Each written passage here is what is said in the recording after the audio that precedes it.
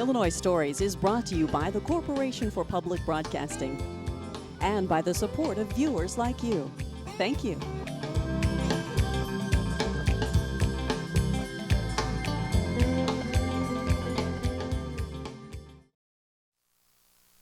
Hello, welcome to Illinois Stories. I'm Mark McDonald near Arthur at the Great Pumpkin Patch where, as you can see, they grow thousands of pumpkins. They also grow hundreds of varieties of squash, and this overall group of plants are called cucurbits. And during this program, you're going to learn that there's a lot more to the Great Pumpkin Patch than just the pumpkins. Well, Matt Condell, it's October. And in October, the Great Pumpkin Patch is about as busy as a place can be, isn't it? Absolutely, yes. Yeah. You know, when people come out here, and of course there are busloads of kids here today. Right. We're here in October on a Wednesday, which is not one of your busiest days, but there are busloads of kids coming through on field trips, Right. and their grandparents bring the kids through and everything. Yeah. But what they're going to find here is not just pumpkins and slushes and treats and stuff. They're going to learn about what squashes are and how they populate the world, Right. and how important they are as a food source to humans throughout history. Right. We hope that that's what they learn. Or that's part of it anyway, yes, isn't it? Yes, In a fun way. Yeah, we provide that opportunity, and it's completely up to the folks, you know, and depending on what they're here for. A lot of people think, oh, it's just a pumpkin patch, or they've never been here before. And when they get here, they kind of, whoa, you know, I've never seen so many. And then you start filling in the blank, you know, squash, pumpkins, you know, people, or whatever it is. Yeah. And the thing we talked about earlier, we're a working farm. We produce all these things here on our 63-acre pumpkin patch, over 400 varieties of pumpkin, squash, and gourds from all over the world. Wow, okay. And I didn't even know what a cucurbit was until I met you. Right. Cucurbit's the general term for the things you just mentioned. Yes. Pumpkin, squash, melons, yes. and everything related to that. Exactly. So I wanted you to bring us to the League of Cucurbit Nations first. That's right. And you're also famous for your exhibits and displays. Yes. And so this is what you've created here. You've created what you can find throughout the world of cucurbits. Right. These are things that might have been indigenous to the country that's represented. So we've got the sign, we've got, you know, the flag, and then the star of the show is the produce. Let's look at the United States of America first. And, you know, like we were talking earlier, we really have a melting pot of different things. A lot of Native American varieties here. Some of these things, very likely this Dickinson, this buckskin pumpkin, that's the commercially grown pumpkin. So all of the canned pumpkin that you see in North America comes from that pumpkin. It was probably on the first Thanksgiving table. That was probably what pumpkin pie or the dessert was probably made out of that. That just gives you an idea of some of the colors, many of the colors. Let's look at France too. Sure. Also very colorful. Yes, this is a lovely one. This is Galou des Essons, which means Galou. We had a French guy here. Just you know, you never know who's coming through the gates. Yeah. So just 2 weeks ago, he came up to me and he said, "Oh, Galou, this is French, you know." And he said, "Galou means it's a name for a skin condition." And I can see it. Okay. And he was laughing at, you know, the des Essons is where it's from, but it's a loose translation of mangy dog. And believe it or not, this scarring and scabbing represents sugar content. Is that right? This is really, really good to eat. So you learned something too that day, didn't you? Oh yeah, Okay. we're constantly, you know, as I've traveled the world with my horticulture experience and other things, I've always had cucurbit colored glasses on. I'm always looking for, you know, who's the farmer, what do they grow, what did grandma grow, where is it, what'd you do with it? And out of those discussions, which is a great way to see a country, by the way, comes a lot of this weird stuff that you see. Well, let's take a little stroll. If you don't mind, put that down. I know you're going to have to put that back together again. Let's take a little stroll down the end here. Italy also, of course, is very colorful, and those are the shaped gourds that we had not seen in America or France. No, yes, that's the zucchini, the striped one, that's Costata Romanesco, which is deemed the best zucchini on the planet. It's not nearly as watery, and it is a winter squash, so it will store. You know, people are familiar with the zucchini in their backyard that gets ridiculously large, Right, and then that's it what I turns grow. into a Yeah. mush ball, Yep, you know, watery thing. This does not do that. We can store this into March. You can make zucchini bread out of it, anything else. We got the twisty trombocino, which is kind of the grandfather of the butternut. That's the buff-colored one, and then the bumpy ones are Marina di Chioggia. And everything here you grow on this farm. Yes. That's what is fascinating, I Yes. think. Yes. Now let's take a walk over to the arch, or the ark over here, Yes. because this is, you know, you've got quite an imagination. I assume Yeah. you've got 2 of everything on this ark. We do, yes. They march up as we save them from civilization. You know, a lot of these are heirloom varieties. So they've been saved or pocketed as they come over from, you know, the old world. And you could grab your wife and maybe a cow or a goat and of course your kids, but then everything else was seed-based. So now this is kind of representative of, 1, the diversity of the pumpkin family, but 2, the migration of these squash as they've traveled the world. Well, now that we've got an introduction as to how many kinds of squashes there are and how they are, seeds are all over the world and have been for centuries and centuries. We're going to see some of the really interesting things you've done on this 63 acres, and see all the variety of ways kids can be entertained with squash and cucurbits. Young and old kids alike. Yeah. Yes. Okay. Thanks, Mac. Yes. Lots of well-known stories can be told with cucurbits, right, sure. Mac? Yes. Little Red Riding Squash. Okay.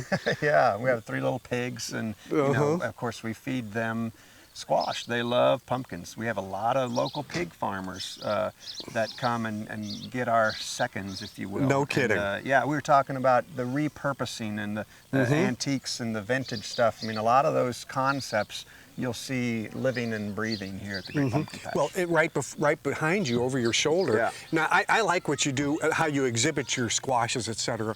But this ladder has a story too, a repurpose story. Yes, yes. I have a good friend of mine was up at U of I getting his master's degree, and as they moved the farm south, they were looking to kind of downsize and get rid of some old things, which is fine, but he said they've got some stuff that, Mac, you'll just love and you'll be able to use at the farm. So up we went, and these are ladders from the U of I orchard, you know, 100 years ago these would have been used. And so we brought them down and gave them new life. It's just perfect way to exhibit what you've got, and the gorgeous colors that really dresses it up. It's all showcasing the diversity of the pumpkin family. Kids can go through here. This is a walk-through village. We're not going to go in there, but what goes on in there? That's the children's garden. We have a hand-dug pond with a waterfall, goldfish, and a lot of different textures and colors of plant materials, which again, from a botanical standpoint, will hopefully get people interested. You can see the twisty, you know, contorted willows. Just things that we think are an easy sell as far as people expanding their mind to what we can grow here in Central Illinois. Everything is not all native, but everything is grown here. All the gourds and everything else you started, and we like to say everything grown here, we grow it from A to Z, in fact. and that's what this is. This is A to Z of squashes, and we're starting with, I guess if we start with the Amish pie. Okay, let's look over to our left over here, and that would be down the pink. The pink one on the ground. That's an Amish heirloom from Maryland. The Amish in Maryland back in the mid 1800s. Okay, and working our way up. Let's look at Essex. That bright orange. Is that it? Yep. Okay. It's also called red warty thing. It's an old one. It's a North American variety, and Essex is the actual classic name for it. And you've got them all as we go along here. It's fascinating, fascinating the number of names that that they've come up with for these. And some of them are very, some of them are very recognizable, and some of them, you go, wow, that's the vegetable spaghetti would be something you would see at your local supermarket. Okay. But we grow and this is this the bright yellow down on the ground. Okay. Right here. And then we go into, I always challenge the kids when I talk to them at schools. We have A to Z, and they think, no, there's no way you can have that. I say, well, test me, give me a letter. And it's almost always X that they give me. There can't be a squash named with an X. And sure enough, we've got Ochitlan Pueblo, which has got this twisty, gnarly stem. Always has a funky stem, and it even has some of this other scarring on it. And this is from the southwest US of A. It's got very edible seeds, and it's just one of those that's just crazy. And sure enough, it starts with an X. Okay, one more before we leave. Wise is probably hard too. Yes, and I that's love this right. Yugoslavian one. Oh, the Yugoslavian finger is, again, an easy sell I can to see why they open call people's it that. mind. Yes, these fingers, some people would call this the 10 Commandments. It's from, you know, the old world over in the former Soviet Union and all of that, Yugoslavian finger. In fact, I tell people to cut this out and you bake this and you take the seeds out and maybe you put a butternut soup or a tomato soup inside of this, bake it, and you use this as your soup bowl, vessel. huh? And Okay. just think of a kind of a high-end, you know, a dinner party that you have with the Yugoslavian finger and you serve your soup That in it. would impress them. Yes, that would exactly. impress them. So- before we leave this spot, look at this quilt. Yes. Look at this quilt. All Now the- we're going to see your mum operation. Okay. But all the mums here were grown here too. Yeah, weren't I they? grow 5,000. We start at the beginning of June, and we plant them and we put them right out on the irrigation mat until we bring them for sale. Here, everything's retailed here. We don't Yeah. have any wholesale contracts when it comes to the mums or the Yeah. pumpkins. Yeah, it's beautiful. Yes, thank you. Well, we were mentioning that hogs love pumpkins, and actually some of the farmers here come pick them up and take them back, huh? He's actually doing me a favor. These things actually go out back into the field. We throw them into the field, we plow them under. They have nutrients, whether you eat them or you put them back in the soil. Either way, they're good for consumption, you know, for the earth or for us. He's taking them to his hogs, and they love them. They absolutely go crazy. And you over can't 'em. use them because you always end up with some that have spots on them or soft spots or something. Spoilage or whatever. Yeah, this is the ball diamond where we bring all of our pumpkins in from the field, and then we, depending on what we need out front in the retail, it's no different than stocking our shelves. It all comes from here. We take stock of what we've got, what we need, and then we take it in accordingly, depending on the demand. Let's take a look down here, Mac. As we look down that way, you can see that you've got some carts down there loaded, and those are probably ready. Those have been sorted probably already, and That's they're ready right. to go into retail or exhibit or display or whatever you're going to do. Exactly. We do all of our, you're welcome, Steve. All of our production happens here. Offsite, it's a lot safer for the kids, so we're out of their way.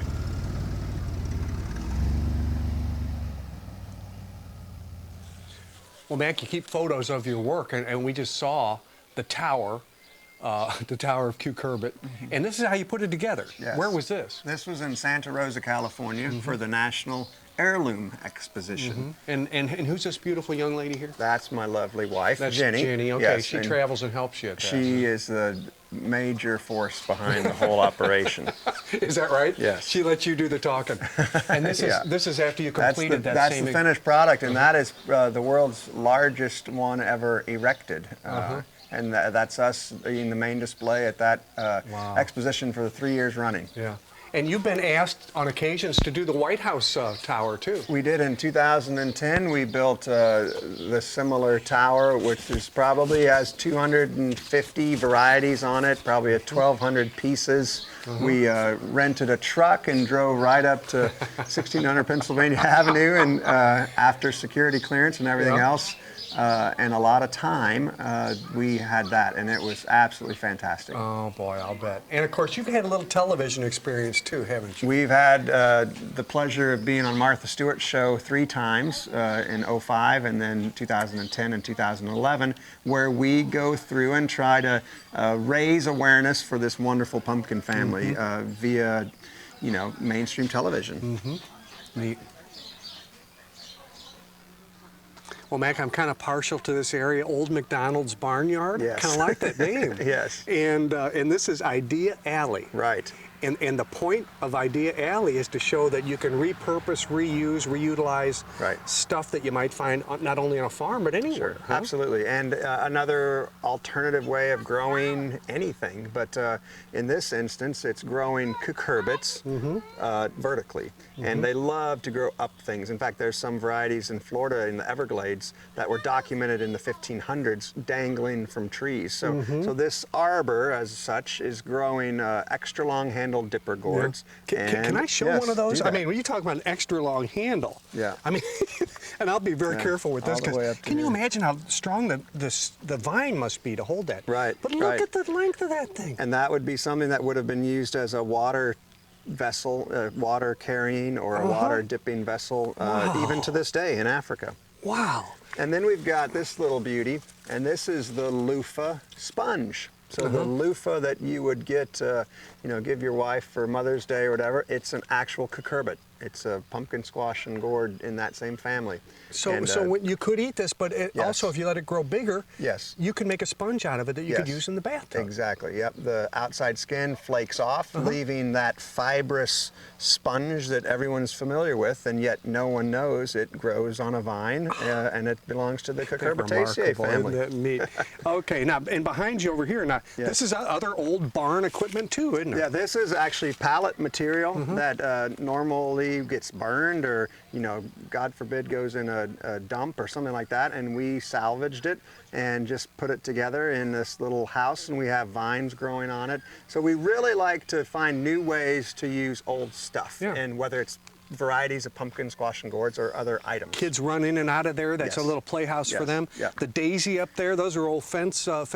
That's right. Again, something that you're finding fewer and fewer of, and people are just scrapping them. And I had an idea of, let's put a daisy together. So a lot of this execution goes on to our staff, which is a wonderfully creative and talented staff. But a lot of the concepts and things come from just, days in the winter thinking of what can we do with this stuff. Speaking of your staff, you've got days here during October where you'll have 5,000 people show up here, and it takes a staff, doesn't it? You have over 100 people that work here in season. That's right. That's right. Between the bakery and the pumpkin patch and the seed business, all part-time, we're well over 100 people, and an army of very talented people here locally. Wow. Well, somebody's got a great imagination. I assume you do, but there must be others as well. There is a lot There's of a us, lot yes. going on. Just over your shoulder, again, we see another repurposed ladder. Right. That Right. just knocks me out, what you can do with an old ladder. Yeah. And then to the left of that, look at these old tree trunks that are hollowed out. I mean, Again, it's just remarkable. Yeah, what, I just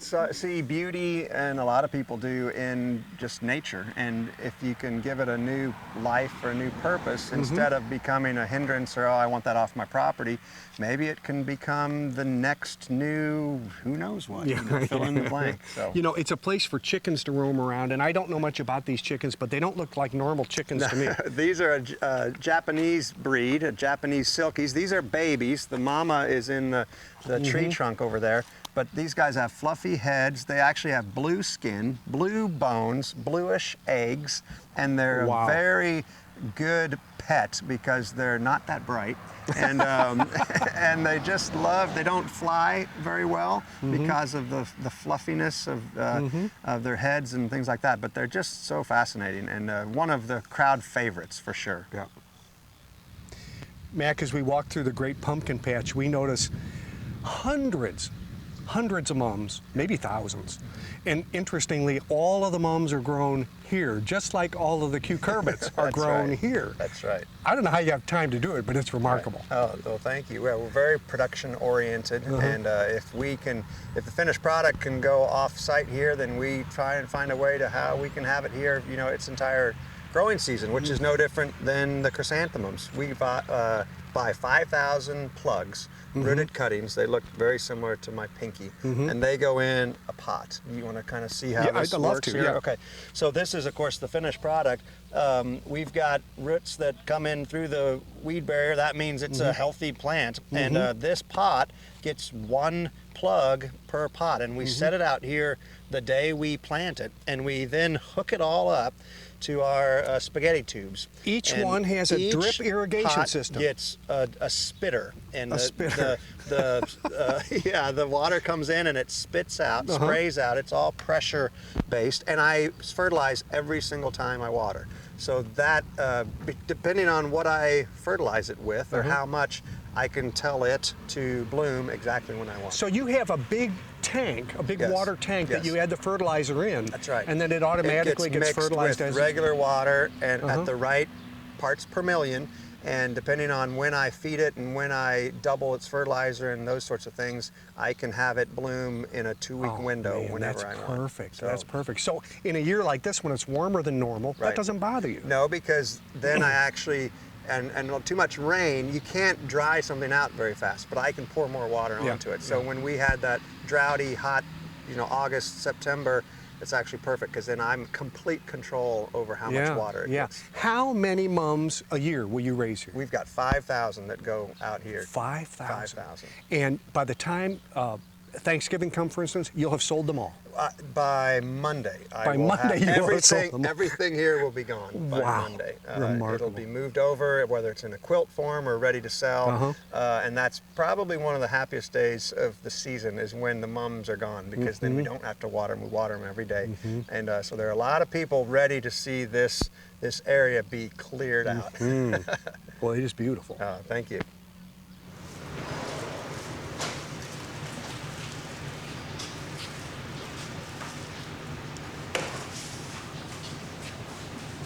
Well, Mac, in addition to everything going on outside, we're inside the bakery now.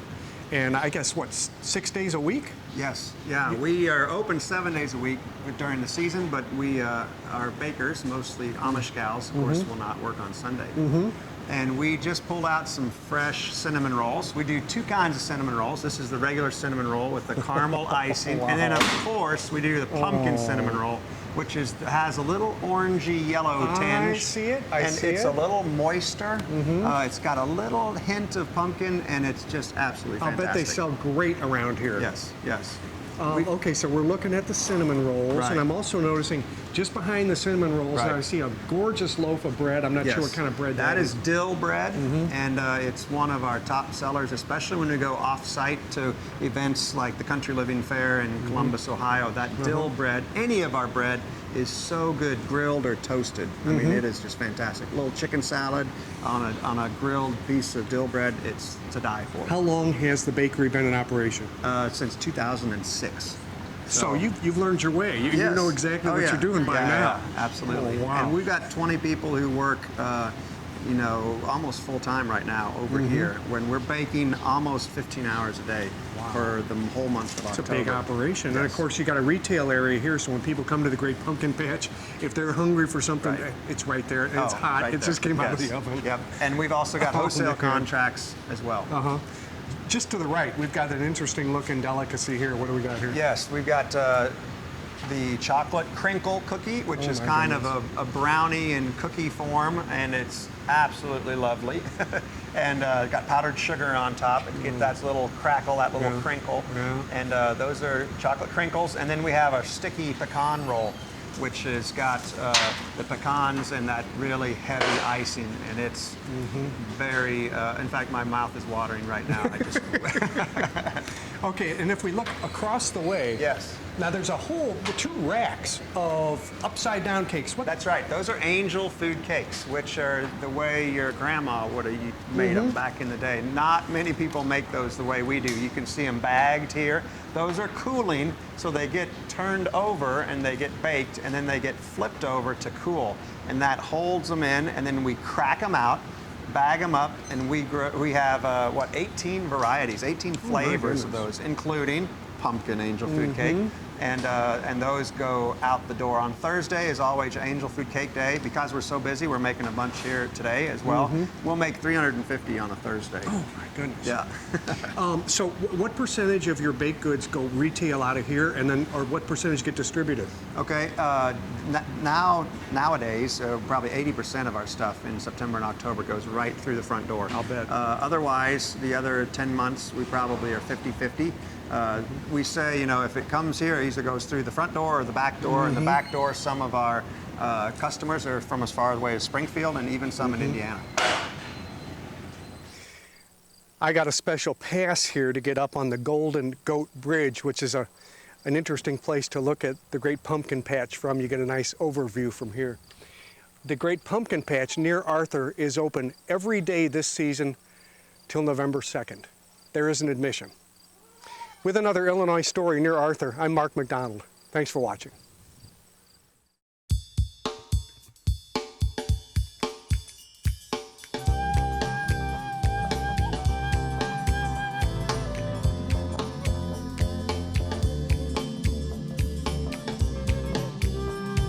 Illinois Stories is brought to you by the Corporation for Public Broadcasting and by the support of viewers like you.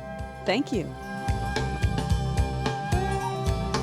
For a DVD copy of the program you've just seen, send $19.95 to Network Knowledge, P.O. Box 6248, Springfield, Illinois 62708. Be sure to include the program name, subject, and when the program aired. You can also order with your credit card by calling 800-232-3605.